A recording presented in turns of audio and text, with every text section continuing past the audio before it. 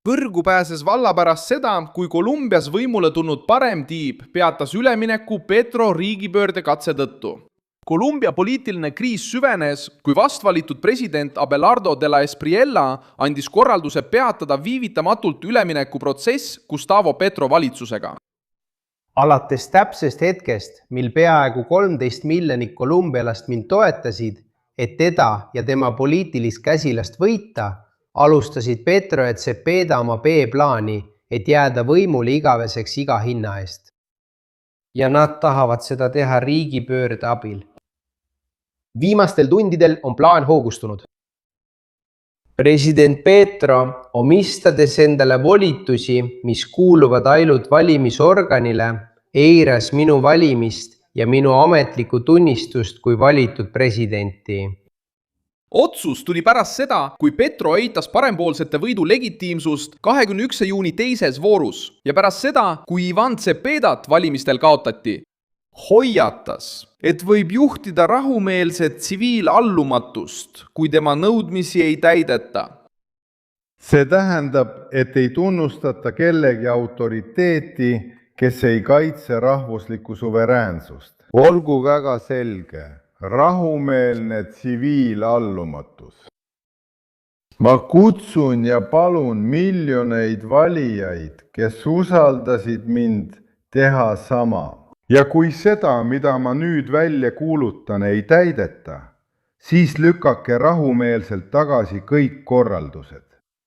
Kõik korraldused või käsud kelleltki, kes ei vasta meie põhiseaduse kaitsjaks ja tagajaks olemise tingimustele. Kolumbia sattus pingeseisundisse, sest üleminek, mis pidi olema mõeldud andmete, ministeeriumite ja riigi info üleandmiseks uuele valitsusele, muutus vaidluseks selle üle, kes pärast valimisi võimu omab. Abelardo süüdistab Petrot ja Cepedat võimust kinnihoidmises ning pettuse narratiivi kasutamises selleks, et takistada 7. augustiks 2026 kavandatud ametisse astumist. Petro räägib rikkumistest, kuid seni pole tema süüdistustega kaasnenud ühtegi avalikku tõendit, mis suudaks kukutada valimisprotsessis tunnustatud tulemuse. Paremleer näeb selles ohtlikku manöövrit. Ja hoiatus muutub veelgi tõsisemaks, sest valimised olid väga tasavägised. Abelardol oli 49,66% ja Cepedal 48,70%. Just selline vahe, mida vasakpoolsed tavaliselt üritavad kaotuse korral segaduseks pöörata. Kuidas kavatseb Abelardo takistada ülemineku muutumist riigipöörde katseks? Ma räägin sulle sellest kohe kõigest. Kui sulle meeldib selline otsekohene ja ilma keerutamiseta sisu, siis kaalu tellimist, sest siin on iga päev selliseid videoid.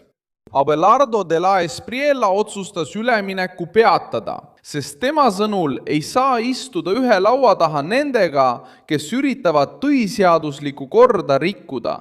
Valitud president nimetas ametist lahkuvat valitsust korrupeerunuks ja kinnitas, et tema kohustus on kaitsta Kolumbia rahva huve, tagades trisise, läbipaistva ja kodanikele suunatud võimuvahetuse. Petro on kujunev türann, kes püüab iga hinna eest võimule jääda.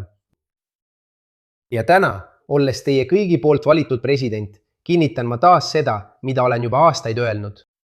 See, mida ma ütlen, ei ole enam lihtsalt analüüs ega arvamus. See on konkreetne ja täiesti tajutav reaalsus. Alates täpsest hetkest, mil peaaegu 13 miljonit kolumbialast mind toetasid, et teda ja tema poliitilist käepikendust võita, alustasid Petro ja Cepeda oma B-plaani, et jääda võimule lõplikult, ükskõik mis hinnaga. Ja nad tahavad seda teha riigipöörde abil.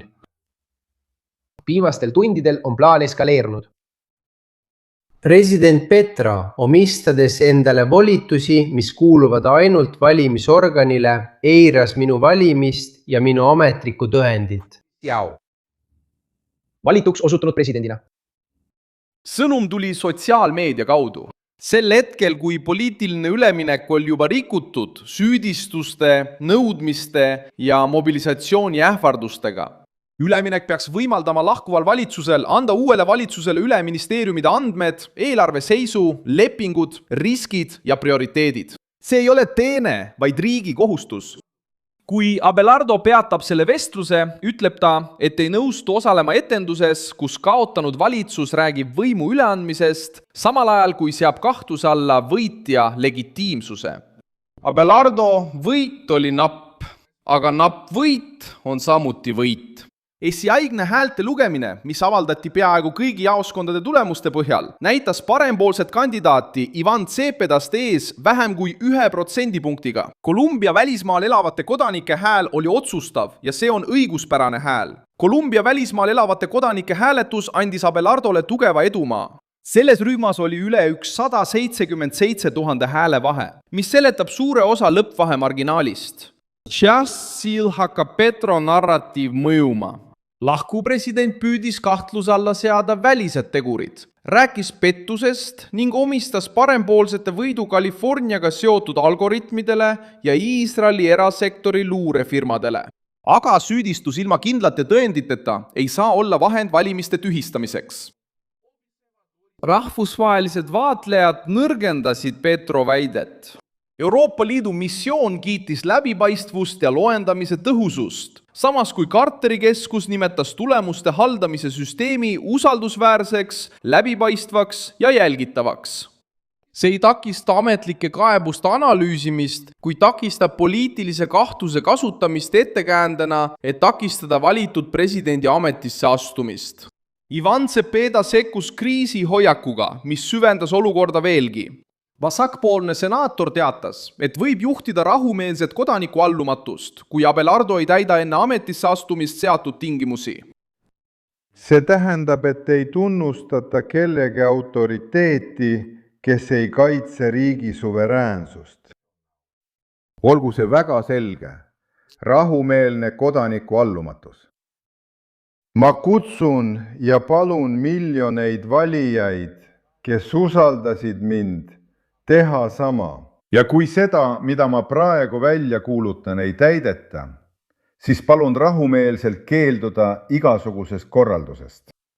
Igasugune korraldus või volitus kelleltki, kes ei vasta meie põhiseaduse kaitsjaks ja tagajaks olemise tingimustele, nagu kodanikuallumatus meile õpetab, kui seadus, institutsioonid või võim satuvad vastuollu moraalse südametunnistusega. Nõudmiste hulgas olid valitud presidendi Ameerika kodakondsusest loobumine, tagatised riikliku julgeoleku ja kohtuliku suveräänsuse kohta. Selle, mida ta nimetab poliitiliseks tavakiusamiseks, lõpetamine ja Gustavo Petro kaitsmine igasuguse väljaandmiskatse eest. Tegelikult hakkas Cepeda seadma uue valitsuse poliitilise tunnustamise tingimuseks kaotajaks jäänud rühma nõudmisi. Abelardo vastas, et rahumeelset vastupanu ei eksisteeri, kui eesmärk on õigustada riigipööret. Tema arvates kasutavad Petro ja Cepeda ilusaid sõnu, et varjata võimul püsimise plaani või vähemalt uue valitsuse sabotaaži juba enne ametisse astumist. Gustavo Petro lisas kriisile õli tulle, öeldes, et ta ei tunnista Abelardo võidu legitiimsust. Igas vähegi tõsiselt võetavas demokraatias peab ametist lahkuv president tagama institutsioonilise stabiilsuse kuni oma viimase päevani. Nähtu oli vastupidine. Petro sekkus valimiskonflikti otsese osalejana, toetades oma poliitilise leeri pettuse narratiivi ja suurendades usaldamatust võimuvahetuse kõige tundlikumal perioodil. Paremtiib soovib võimule tulla juba moodustatud meeskonnaga, kindla tegevuskavaga ja valmisolekuga Petro pärandit esimesest päevast alates vaidlustada. Abelardo valis kaitset juhtima reservkindral Jorge Eduardo Mora ning lubas pöörde ebaseaduslike relvarühmituste vastu. Narkokaubandus, ebaseaduslik kaevandamine ja väljapressimine. Selle meeskonna esimeseks ülesandeks saab olema alates 7. augustist tühistada absoluutselt kõik privileegid, mille Petro andis narkoterroristlikele rühmitustele. Kõige muret tekitavam olukord on alaealiste sundvärbamine. See on üks suurimaid ja kohutavamaid humanitaarkatastroofe, millega Kolumbia praegu silmitsi seisab ning mille kasv selle valitsuse ajal on olnud äärmiselt järsk ja kogu rahvale muret tekitav. Ja lisaks sellele, on valitsus selle nähtamatuks muutnud. See on andestamatu kuritegu, mida ükski valitsus ei tohi jätkuvalt varjata ega sallida valerahu ettekäändel.